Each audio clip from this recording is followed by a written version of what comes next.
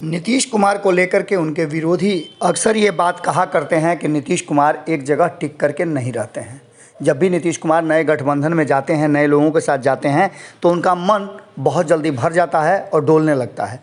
ऐसा ही आपको देखने को मिला होगा 2017 में, जब नीतीश कुमार भारतीय जनता पार्टी और एनडीए के खेमे में गए थे, तो उसके बाद लालू प्रसाद ने कई बार ये बात रिपीट किया था कि नीतीश कुमार फिर से वापसी करना चाहते थे महागठबंधन में, लेकिन उन्होंने दरवाज़ा बंद कर दिया और नीतीश कुमार पर भरोसा नहीं हो पाया।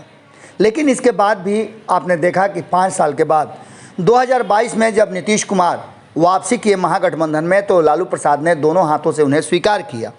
लेकिन इन सब बातों के बीच जो सबसे महत्वपूर्ण बात है वो ये है कि भारतीय जनता पार्टी ने स्पष्ट तरीके से नीतीश कुमार के जो अभियान है उस पर उंगली उठाना शुरू कर दिया है। ये कोई पहला बार नहीं है। जब से नीतीश कुमार प्रधानमंत्री के उम्मीदवारी की बात शुरू हुई है और जब से नीतीश कुमार विपक्षी एकता को एकजुट करना चाह रहे हैं, तब से ही लगातार भारतीय जनता पार्टी कह रही है कि ये कभी संभव नहीं है।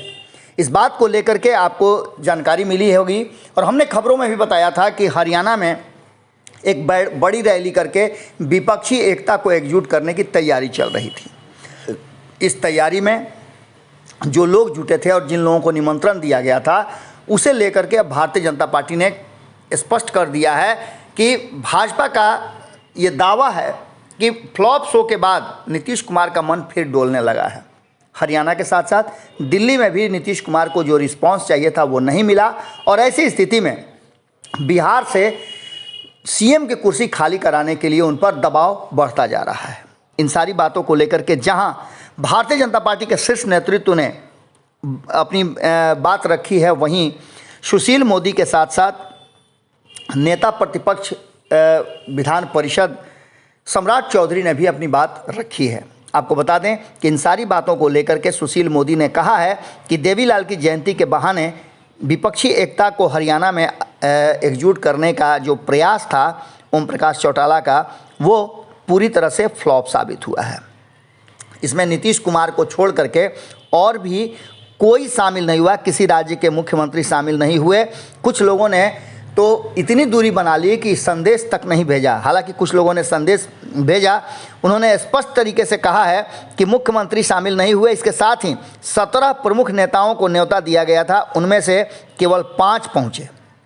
मोदी ने कहा कि दक्षिणी राज्यों के मुख्यमंत्रियों में केसीआर, विजयन, एमके स्टालिन तो दूर रहे, उत्तरी राज्यों में भी केजरीवाल, अशोक गहलोत, ममता बनर्जी ने भी चौटाला से दूरी बनाई, वहीं अखिलेश ने भी दूरी बनाई और हेमंत सोरेन ने भी दूरी बनाई है। इसके साथ ही उन्होंने कहा कि विपक्ष की एकता भानुमति के कुनबे की तरह है। इतना ही नहीं, इस बात को रखते हुए सम्राट चौधरी ने भी स्पष्ट तरीके से कहा है। वहीं आपको बता दें कि विजय कुमार सिन्हा, जो कि नेता प्रतिपक्ष हैं विधानसभा में, उन्होंने भी नीतीश कुमार के इस अभियान को पूरी तरह से फ्लॉप बताया है।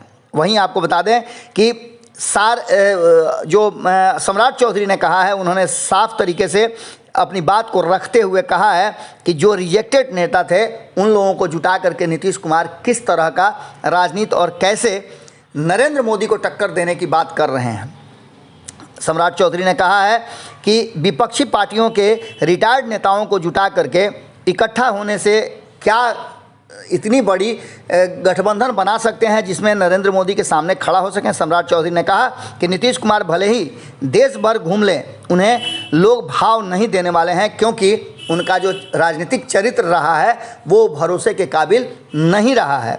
इसके साथ ही उन्होंने कहा कि कोई भी नीतीश कुमार को सहयोग करने के लिए तैयार नहीं है। नीतीश कुमार का मन एक बार फिर से डोलने लगा है, क्योंकि हरियाणा के बाद सोनिया गांधी से मुलाकात में भी सोनिया गांधी ने कोई भाव नहीं दिया और उन्होंने अपने संगठन की बात और अपने पार्टी के विस्तार की बात कह के टाल दिया है। ऐसी स्थिति में लालू प्रसाद का सपना तो टूट ही रहा है।